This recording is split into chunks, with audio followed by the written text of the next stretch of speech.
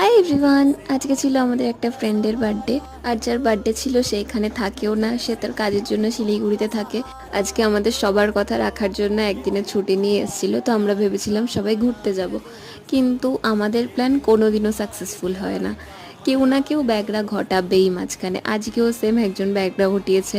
ওর আজকে খুব দরকারি একটা কাজ পড়ে গেছিলো, আর ওর কাজটা শেষ করতে করতে অনেক রাত হয়ে গেছিলো। তো সবাই স্বাভাবিক ভীষণ রেগে গেছিলো। তারপরে সবাই মিলে ঠিক করলাম যে যার বার্থডে তার বাড়ি যাওয়া হোক।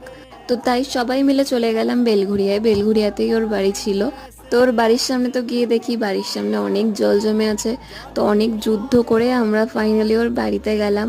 আর এখানে আমাদের বার্থডে বয়ের ফটোশ্যুট চলছিল। Happy birthday to you, happy birthday to you, happy birthday dear Dipu দাদা, হ্যাপি বার্থডে টু ইউ।